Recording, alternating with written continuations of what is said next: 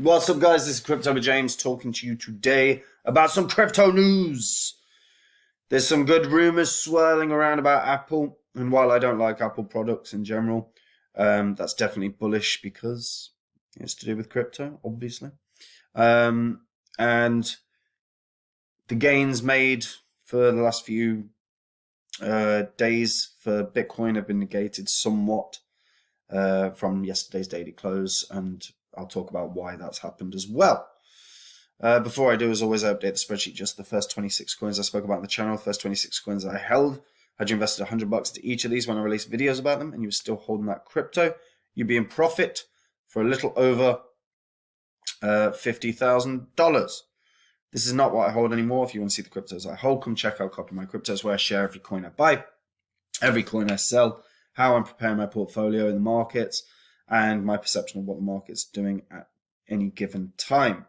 I also keep reiterating, guys, if you're investors in this space, spend time learning about projects. If you think they're great long-term options, make a note. When a bear cycle kicks in, you can monitor how they're doing. If they're retraced a lot, but they're hitting their roadmap and they're building strong partnerships, you've got cryptos that might do some significant gains. This is what I identified with Phantom. And to be fair, Zilliqa's up 48x right now, but Phantom's up 306x. And I've got a list of coins that I've been building for years that I'm really excited about. When a bear cycle kicks in and we're seeing those deep retracements, I'm going to be monitoring what they do, and if I think they can do significant gains, I'll share them with the members. So if you want to be a part of it, like I say, click the link in the description and check it out. So let's start with bullish, end with negative. Apple. Speculation is growing that Apple is on the brink of embracing cryptocurrencies as a payment method. It comes after a Bloomberg report revealed the tech giant is building its own infrastructure for processing transactions without an intermediary. Crypto investors have also been excited by the flurry of cryptic tweets from Strike's CEO Jack Mallers. He is due to make a big announcement at Bitcoin 2022 next week. And he's been randomly sharing old videos of Steve Jobs, and he's recently took a selfie while wearing an Apple sports cap. It could just be that he's a fan of Apple, could just be that he's a fan of Steve Jobs, or it could be alluding and foreshadowing the announcement that he's going to make, that, you know, he is part of he's going to be creating the infrastructure for processing the transactions. It could well be.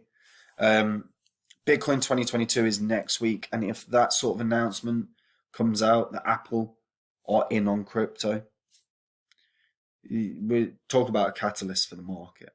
That would be enormous. That would be enormous.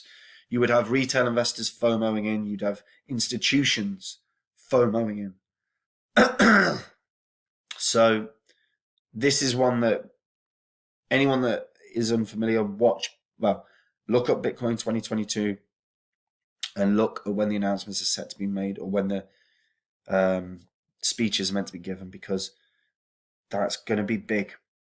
And if that comes out, this market's going to go parabolic. This will be an amazing April if that comes out for every crypto. Bitcoin will rally, and then you'll see the altcoins making those significant gains. This is really exciting. And I hope that he is in fact foreshadowing his announcement rather than trolling us. He could be trolling us. But let's see. Let's see. Now, Bitcoin. Bitcoin actually ended up dropping and closing around 45.5k last night, which effectively invalidated some of the gains that we'd been making. So a close now below 44.5k would be bearish in the short term for sure, which would be bearish for the market. So we'll see what today brings. A close north of 46 would be decent. A close above 47 would be really great. If we could completely engulf this candle, this would be very, very bullish, but I think that's unlikely. And when you're dealing with charts, you're just going on probability. You know, the most bullish thing that could happen would be a close above 48k. That would lead us into a weekend where we would see an enormous rally. A close above 47 is possible, unlikely, but definitely possible. And if that happened, that would be very, very bullish. But anything north of 46, to be fair, where we've got some pretty key resistance levels and pretty key psychological barriers as well, would be good. So anything north of 46, I'd be fairly happy with, but certainly don't want anything below 44.5, because that would effectively negate this entire candle, and we'd be back, and we'd potentially be below lines of support. So we'll see how that goes. But the reason for yesterday probably comes from the EU. So the EU agreed, and they voted through their measures. So the anti-money laundering requirements that apply to conventional payments over €1,000 is being applied to the crypto sector. They're also scrapping the floor for crypto payments, so payers and recipients of even the smallest crypto transaction would need to be identified, including for transactions with unhosted or self-hosted wallets. This is what the kind of regulation you don't want to see. Is unnecessary. This, like, I sort of, from a logical standpoint, I can sort of understand this. However, I don't agree with it. But scrapping the floor for crypto payments is ridiculous. You should not be scrapping any floor. That's going to create a lot of extra work for individuals in Europe. And I think it's a nonsense idea. National governments said in December that they wanted to scrap the €1,000 threshold for crypto on the basis that digital payments can easily circumvent the limit anyway, and to include private wallets that aren't operated by regulated crypto asset providers makes no sense. However, this still went through. The vote came in spite of objections from huge industry leaders. You know, Coinbase pointed out this is friggin' mental. I'll even open up Brian Armstrong's tweet. It's a bloody stupid idea. They're jackasses. They're idiots. This is the problem with politicians. They're morons as a general rule of thumb, but they went to big universities, so apparently that's a qualification for intelligence. Well, that's a statement of intelligence. Dude, I know dumbasses that went to Cambridge and Oxford. Real thick people. But they're entitled, and they're wealthy, and the family brought them in. Yeah, so Brian Armstrong pointed out, anytime you receive €1,000 or more in crypto from a self-hosted wallet, Coinbase will be required to report you to the authorities. This applies even if there's no indication of suspicious activity. That is mental, because you shouldn't, you don't. If the EU required your bank to report you to the authorities every time you paid your rent because it was over $1,000, that would be insane. Banks don't have to do it, so I don't know why crypto does. It's stupid. And it is. He's completely right. But the vote passed. Plans have to be agreed on both Parliament and national ministers who meet as the EU Council in order to pass the law, but Bitcoin's price ended up dropping about 2% in minutes as the vote came through, falling from 47.5k down to 46.4, and then that bleed continued into the day. It's an example of morons being in charge. It's an example of identifying a problem where there isn't one. If you want to deal with anti-money laundering, deal with your banks, because your banks are the biggest ones. Something like this gives huge additional administrative tasks to exchanges. Who do you think that will affect down the line? Exchanges will then have to charge higher fees, and they'll probably end up charging higher maker and taker fees on the exchanges to account for the additional administrative tasks that they now have to do. It makes no pissing sense whatsoever. And it is an example of poor regulation that causes more problems than it resolves.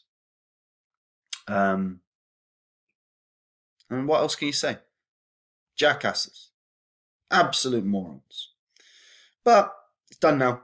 It's done now. So the exchanges will adapt, but do not be surprised if we see many exchanges starting to increase some level of fees based on the new level of administrative tasks that they have to do. Because a lot of those exchanges have millions of users that do tons of transactions above €1,000. So now, you know, we as users may have to end up having higher fees to pay in some regard, because that is an exceptional amount of work for exchanges now, and it's fucking stupid. It's really stupid. Anyway, that's it from me. And apart from the EU dumbasses, how are you feeling about crypto right now? Tell me, how do you feel about the potential for Apple? Because I got to say, if we see an announcement at Bitcoin 2022 next week that Apple are in on crypto, I think that's the biggest market catalyst that we're going to see this year, or certainly one of. And it would excite me immensely. So let me know how you feel about that in the comments down below, because I think that could cause a crypto explosion in the markets. Yeah, how do you feel about EU Parliament? Do you think, like me, they're absolute melts? Let me know in the comments. Like the video, subscribe to the channel, hit the bell notification so you know when a video's coming out, guys. And if you're new to crypto, come check out Copy My Cryptos, where I share every coin I buy, every coin I sell. And one thing I keep reiterating, guys, build your spreadsheet. Build your spreadsheet. Build your spreadsheet. It's an ongoing thing. It doesn't have to be a spreadsheet. It can be pissing pen and pad, right? I'm a nerd. I like spreadsheets. But pen and pad, if you've got a ton of cryptos you like long term, get them written down. If you've got them written down and you're watching them and they're doing the things they said they were going to do, along with partnerships and significant retracement, you've got cryptos that might 20, 30, 40, 50, 100, 200 times your money. Phantom's up 306 times. It's insane amounts of gains. There is this is an ongoing process everyone should be doing. And I do it always. And I can't wait for a bear cycle. Wholeheartedly, I cannot. And when I see those coins that I'm excited about doing enough, and I think they can 50x or more, I'm going to share them with everyone in Copy My Crypto. So if you want to know about them when a bear cycle finally kicks in, then check it out. Links in the description. Anyway, take it easy, guys. Bye-bye.